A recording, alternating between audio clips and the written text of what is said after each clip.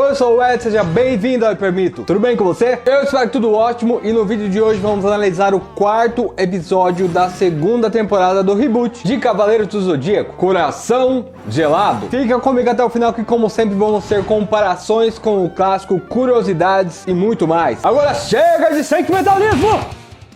Shun e Ikki moravam nas ruas, assim como no clássico, antes do Mitsukatra Kido acolher os dois, e uma coisa que causou polêmica entre os fãs foi que enquanto o Ikki vai roubar pão na casa do João, Shun utiliza uma explosão de cosmo para defender-se de alguns cachorros que a atacam. O ponto aqui é que Shun nunca foi treinada para manipular seu cosmo e alguns consideram isso uma incoerência com a obra original.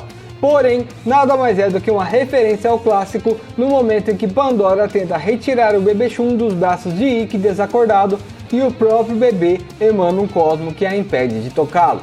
Existe uma polêmica no fandom se esse cosmo é do bebê ou do próprio Ikki, mas tenho dois motivos para acreditar que seja do Shun. O primeiro é que quando a cena foi animada pela Toei, é mostrado um cosmo rosa emanando do corpo de Shun. Mas você pode dizer que foi um erro da Toei Animation, que realmente deu muitas mancadas já com Saint Seiya. Porém, no próprio mangá, Athena tem uma fala que eu interpreto como uma explicação para essa situação. Quando Hades diz que Shun é o escolhido para ser o receptáculo, Saori responde que aquela foi uma escolha somente de Hades, mas Shun estava destinado a ser o Cavaleiro de Andrômeda, e que ele havia escolhido um péssimo momento para renascer, já que não havia um hospedeiro compatível naquela época. Ou seja, uma pessoa não se torna cavaleiro apenas por ter se esforçado muito em seu treinamento. Muitos também se esforçam ao máximo e não conseguem se tornar cavaleiros por não serem destinados a isso. Inclusive temos uma fala no mangá onde Seiya diz isso enquanto conversava com Mino, citando algo que Saori falou para ele, que cada um nasce sob uma estrela, alguns sob um bom e outros sob um mau signo. Ou seja, o destino de uma pessoa em Saint Seiya, principalmente de um cavaleiro, está direcionado por sua constelação guardiã desde o nascimento. Por isso o destino e o cosmo de Andrômeda tornam Shun incompatível com Hades. Se você não concorda com a minha interpretação da obra e acha que esse era o cosmo de Ikki, não tem problema nenhum, porque no fim dá na mesma. Ikki também era só uma criança que nunca tinha sido treinado no cosmo nessa época, e o cosmo está presente em todos os seres humanos. Porém, aqueles destinados a serem cavaleiros têm maior facilidade em manifestá-lo, pois a própria constelação guardiã quer proteger seu escolhido. Mas para dominá-lo, aí sim é preciso treinar para aprender a usá-lo de forma mais efetiva.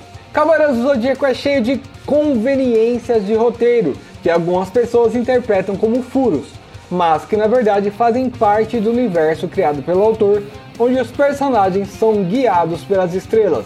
Mas vamos falar mais sobre isso daqui a pouco.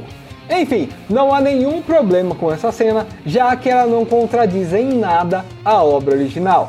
Além de ter ficado bem bonito o efeito. Apesar de eu não ter gostado tanto deste episódio, tecnicamente ele é um dos melhores. A ambientação, iluminação, animação, os efeitos são imensamente superiores aos que a gente via na primeira temporada dessa série. Ikki salva Shun, ela sai correndo, derruba o pão que o irmão conseguiu no chão. Porra, Shun. E voltamos à luta na Casa de Gêmeos. Eu gosto bastante da representação da outra dimensão nessa série, como ela parece tomar toda a área onde eles estão e a corrente fica atravessando a dimensão para Shun poder se segurar no pilar que está fora da área do golpe. A do anime clássico também era muito legal, mas aqui temos um enquadramento mais distante do golpe que não acontecia no original. De qualquer forma, as duas adaptações ficaram boas, cada uma à sua maneira. Eu sempre digo que prefiro que mostrem como as coisas funcionam ao invés de falarem, mas esse episódio em específico eu senti falta de explicarem como funciona a outra dimensão. Na série clássica, os gêmeos diz a Shun que Yoga ficará vagando como se fosse uma nave espacial à deriva do espaço, o que é um conceito realmente perturbador quando você reflete sobre ele. Aqui, ele não explica bem o efeito do golpe e isso era algo que acrescentava e tornava os gêmeos mais ameaçador. Conceitos mais abstratos como esse realmente ficam mais impactantes quando são mais explícitos. Shun é salva por seu irmão e isso faz ela lembrar que já foi salva outras vezes no passado. É então que temos um flashback onde vemos o recrutamento de Shun. Júnior encontra em um beco e rouba o pão da menina de rua que ela acabou de conhecer do nada. Mal sabia ela que esse pão acabou de ser arrastado no chão e a Shun, que estava morrendo de fome, só não tinha comido ainda por causa disso. Zoeira, apesar da fome, ela não comeu porque tinha acabado de perder a única companhia que ela tinha no mundo e agora era uma menina de rua totalmente sozinha e indefesa numa realidade desgraçada onde crianças são raptadas o tempo todo. Eu não sei você, mas eu acho que isso é motivo suficiente para perder a fome. Já a atitude de Juni serve para mostrar a nova personalidade dela, ou melhor, a personalidade que finalmente deram a ela, já que no clássico ela nem tinha personalidade, era só uma ferramenta de roteiro para fazer Shun saber que seu mestre tinha sido assassinado. A Juni desse anime é bem expansiva, objetiva, ativa e nessa cena em específico inocente e gentil, como uma criança geralmente é. Ela então convida Shun a vir com ela para a ilha de Andrômeda. Lembra que eu comentei sobre conveniência de roteiro? Pois bem, deixa eu explicar melhor para quem não sabe o que é isso. Esse é um termo usado para coisas que acontecem e não parecem naturais nas histórias. O popular ficou forçado. Porém, às vezes essas conveniências têm uma justificativa dada pelo autor e aí cabe a você escolher se aceita ou não. Na série clássica, por exemplo, Aioros fica ferido em sua fuga do santuário e acaba sendo encontrado por um milionário japonês com uma penca de filhos e todos os recursos necessários para criar, esconder e proteger Athena da melhor forma possível, quando o mais provável é que ele acabasse sendo encontrado por algum pobre grego morador das proximidades do santuário. Dentre todos os destinos sorteados por Tatsumi, Hyoga é mandado justamente para o local de treinamento mais próximo ao cadáver congelado de sua mãe. Eram 100 órfãos, mas desses 100, Hyoga foi o único sorteado para ir a essa região. Além disso, em seu guide no mangá, Hyoga ajuda Natácia, que dentre todos os nomes possíveis da Terra, tem o mesmo nome de sua falecida mãe. Ah, mas isso é coisa do clássico, antigamente era aceitável isso nas histórias, hoje não. Nada disso, porque em Next Dimension é a mesma coisa. Temi estava fugindo de uma tempestade de neve e acaba encontrando a cabana onde Alone estava sozinha. Depois foge de lá com várias coisas furtadas de Alone e é capturado por Suikyo. Ou seja, quer mais coincidência do que o receptáculo de Hades, o Cavaleiro de Pégaso e o de Taça se encontrando na mesma noite no meio do nada? Alguns podem considerar sim isso um roteiro preguiçoso, mas como eu já expliquei, Kurumada tem um argumento para esse tipo de situação desde o começo, que é a predestinação das estrelas. São eventos que iriam acabar acontecendo de uma forma ou de outra por causa do destino dessas pessoas. Dédalo percebe o cosmo de Shun e diz a ela que é preciso aprender a controlá-lo. Ela se recusa, mas ao ouvir que aquele poder seria necessário para proteger alguém querido, a menina se convence a treinar, o que ajuda a construir a personalidade da personagem, algo que eu tinha questionado no último vídeo. Quem é a Shun? Por que raios deveríamos nos importar com ela? Isso já vem lá da primeira temporada, onde tudo era focado em Seiya e os outros ficavam parecendo figurantes com falas. Esse episódio serviu para amarrar as pontas soltas e entender as motivações dela. Shun é a menina que teve uma infância difícil, onde se sentia impotente e era sempre protegida e ajudada por seu irmão. Quando se viu sozinha, foi acolhida por Juni e Dédalo. Agora, em meio a uma batalha decisiva, ela não foi capaz de salvar seu amigo e precisou ser salva novamente por seu irmão. Por isso, ela decide não abandonar a batalha e lutar com todas as forças para ajudar Hyoga. O desenvolvimento da personagem precisou ser feito de forma mais corrida, já que faltou fazer isso progressivamente na temporada anterior. Mas eu achei que dentro das possibilidades da série, foi satisfatório, e era isso que estava faltando. Um episódio focado nela para podermos nos conectar um pouco. Eu ainda espero ver mais, claro. Porém, o episódio conseguiu me fazer gostar um pouquinho mais da Shun. Gêmeos revela a ela que seu mestre estava morto, eu realmente não esperava por isso. Achava que a Juni a encontraria em algum momento para contar, porém não foi uma mudança ruim, já que isso ajuda também a construir a personalidade de Saga, mostrando como ele é um sádico que se diverte em contar para a menina sobre a morte de alguém que ela considerava como um pai. destruindo sua adversária não apenas com golpes, mas também psicologicamente. O que acaba tendo o efeito contrário ao que ele esperava, deixando Shun ainda mais pistola e fazendo com que desperte o sétimo sentido. A corrente espiral impede Shun de ser levada pela outra dimensão, o que não faz muito sentido na minha opinião, mas isso não faz sentido desde o manga clássico, então eles apenas foram fiéis à obra original.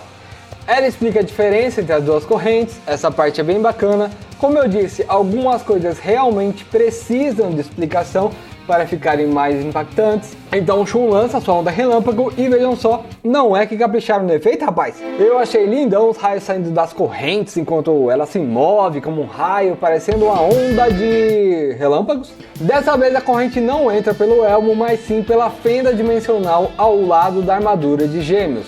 O que é diferente do anime clássico, mas exatamente igual ao mangá. Eu gostei bastante disso, afinal o Saga não está controlando a armadura de dentro dela, mas sim de algum lugar através da fenda espacial. Então faz mais sentido a corrente entrar por ali e atravessar a dimensão. Continuaram mantendo o mistério sobre quem é o Cavaleiro de Gêmeos, que um espectador mais atento pode ser percebido pelo colar trazido pela corrente, mas alguém menos observador, que assiste pela primeira vez, ainda poderia ficar com a pulga atrás da orelha e criando teorias, o que é um ponto positivo dessa adaptação. E falando em correntes e colares, agora você pode ajudar o Permito comprando na Bulb Shop, uma loja com acessórios e semi-joias de muita qualidade e com toda a segurança do Mercado Livre. Confere o link na descrição que com certeza você vai achar algo para ficar mais lindo que o Misty lá na loja. Meu Deus Todo-Poderoso, como eu sou bonito. Agora vamos falar do Salvador de Shun, Ikki de Fênix. Diferente de Shun, que quase não teve desenvolvimento anterior, obrigando o roteirista a tentar resolver muita coisa de uma vez nesse episódio, o flashback com Ikki vai ajudar a construir o personagem para quando chegarmos em seu combate contra Shaka, especificamente naquele momento onde Ikki sofre a ilusão de estar carregando o corpo pesado de Shun bebê por um caminho cheio de pedras pontiagudas. Aqui vemos que Ikki desde muito novo tinha a responsabilidade de proteger e alimentar Shun. Não sabemos como ele conseguiu aquele pão, eu até brinquei que ele tenha roubado, mas é bem possível que seja isso mesmo. A própria Shun finge não estar com fome, mesmo não comendo há dias, pois sabe que não será fácil para Ikki conseguir alimento para eles. A cena de luta com soldados é polêmica e a produção do anime deve ter antecipado isso e tentado torná-la uma espécie de alívio cômico com Ikki usando a tampa de lixo. Realmente não faz sentido um moleque sem treinamento, sem Cosmo, que não come faz dias, vencer 2 soldados do santuário numa briga. Então vamos fazer eles usar uma tampa de lixo para dar um tom mais cômico e tentar disfarçar. Eu achei uma saída ruim, afinal eles nem se deram ao trabalho de retirar a tampa de um lixo que estava próximo ao Ikki para justificar que ele tirou dali. Mas não chegou a estragar o episódio pra mim, afinal é uma cena bem curta e a entrada triunfal de Guilt logo em seguida acaba compensando. Mano, olha só como que o cara chega, o maluco cai em pé como se fosse o Capitão Foda-se. Eu sou tão foda que eu não preciso nem fazer pose pra cair. Dá um salto de metros de altura e cai como se tivesse pulado de um degrau. Eu achei isso bem da hora. Guilt é um personagem que tem muita presença, mesmo que nessa versão os bonecos 3D fiquem estranhos quando estão sem camisa, já que a pele deles tem esse aspecto meio de plástico, borracha, sei lá o que é isso. Mas reclamar disso é o mesmo que reclamar que os personagens do anime clássico tinham olhos muito grandes ou cabelos muito coloridos. É uma escolha proposital de estilo artístico e não exatamente uma falha. Não somos obrigados a gostar, mas também não adianta muito reclamar porque a equipe de produção realmente escolheu fazer assim de propósito lá atrás e agora não tem mais como mudar. Assim como no clássico, Ikki sofre todo o treinamento terrível da Ilha da Rainha da Morte por se oferecer no lugar de Shun, algo que realmente não tinha ficado muito claro na temporada anterior. Eu acho que não iria matar ninguém terem colocado esse flashback antes, né? Mas tudo bem, afinal eles precisavam mostrar uns tanques de guerra e helicóptero dando tiro, ao invés disso. De volta ao presente, Ikki está se recuperando lá na Ilha Canon, mas Se recuperando de quê? No mangá, Ikki tem seu braço congelado por Hyoga durante a batalha contra os Cavaleiros de Bronze. Ele até volta para ajudar ali na luta contra os Cavaleiros de Prata, mas se afasta para poder se recuperar. No anime clássico, a Toei ferrou com isso, fazendo o Ikki aparecer antes da hora para salvar Shun do Cavaleiro Filho de Fogo. Depois, do nada, ele precisa ir para o vulcão se recuperar, sendo que ele nem fica tão ferido em momento nenhum depois disso. Toei teve a chance de consertar isso nessa nova adaptação, mas ao contrário dessa segunda temporada, onde a Toei está até melhorando uma coisa ou outra do clássico, na temporada anterior o plano parecia ser cometer todos os erros de antes e ainda mais alguns. Então, Ikki aparece 100% para ajudar contra os Cavaleiros de Prata, mas depois desaparece do nada e agora é mostrado que ele estava se recuperando.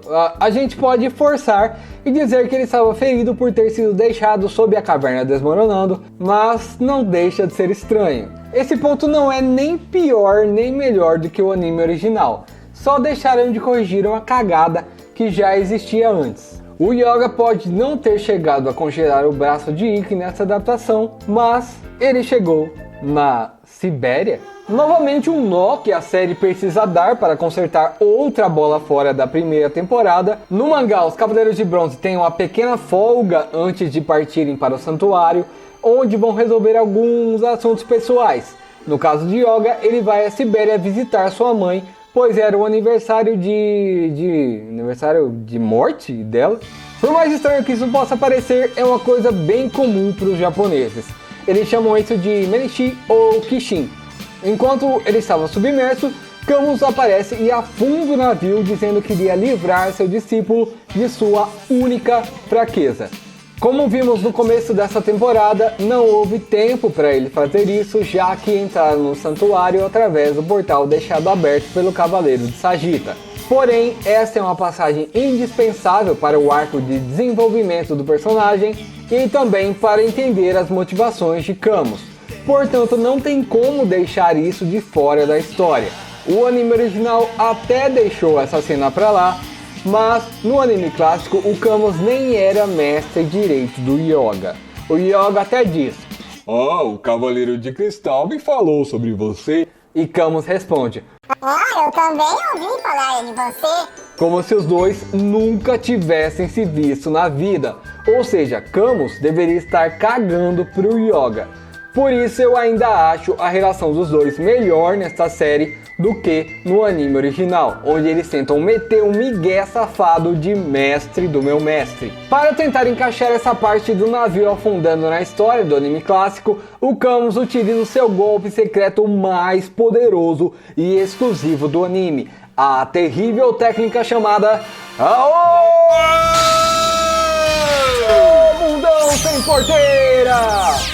Esse já seria o maior feito de um Cavaleiro de Ouro em toda a série clássica. Apenas por Camus conseguir afundar um navio enorme que está do outro lado do continente em questão de segundos e com apenas o cosmo lançado da ponta de um dedo.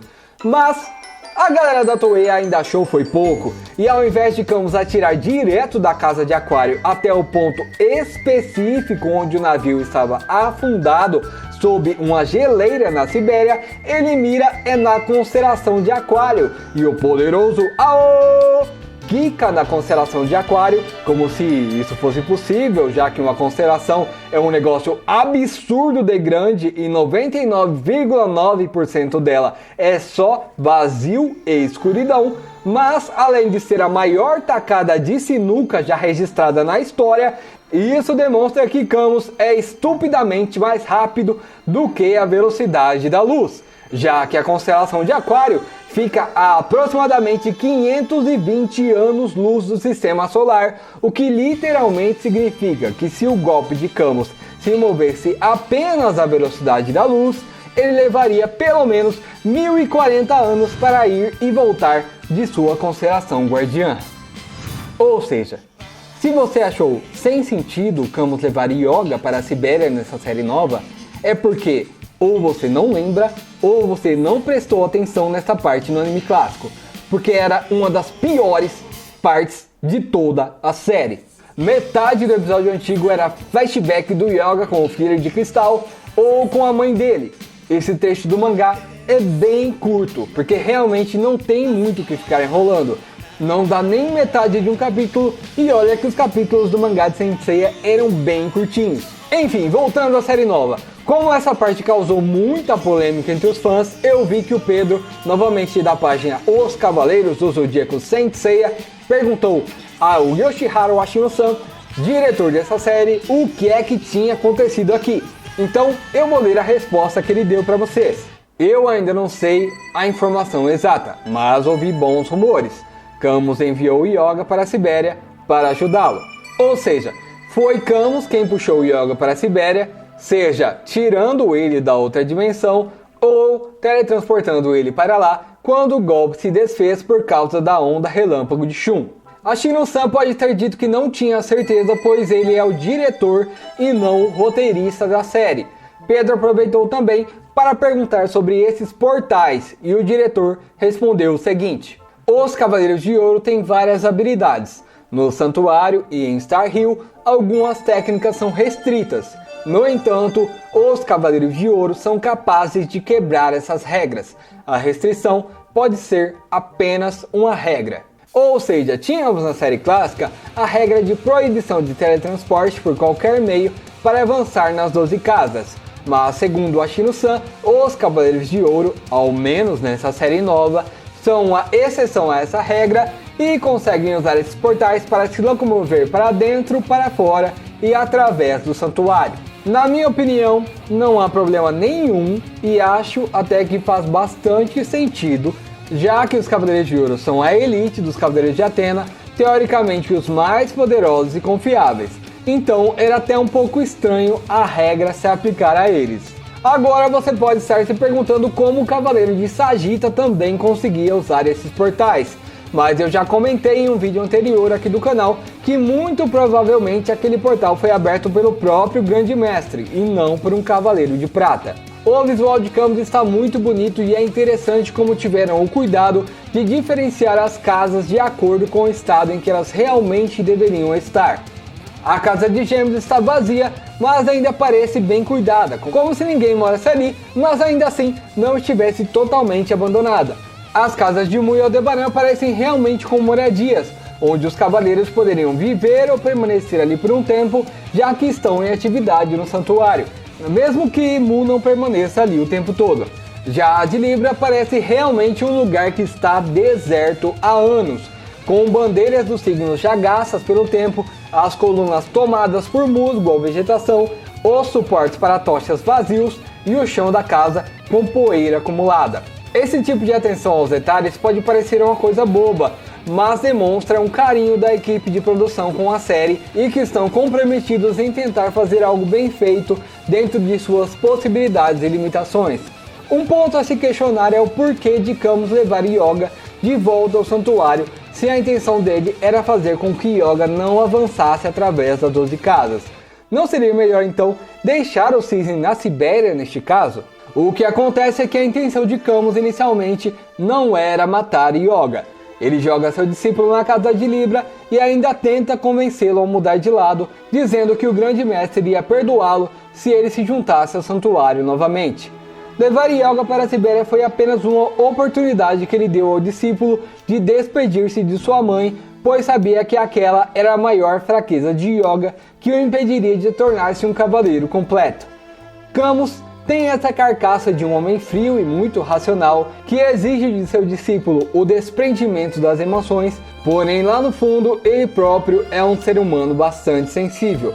Como podemos ver ao final desse episódio, quando após encerrar Yoga no esquife de gelo, ele chora discretamente. Contudo, devido ao seu cosmo gélido ainda presente na casa de Libra, suas lágrimas em um instante se transformam em cristais de gelo, assim como a analogia feita ao pó de diamante pelos povos nórdicos.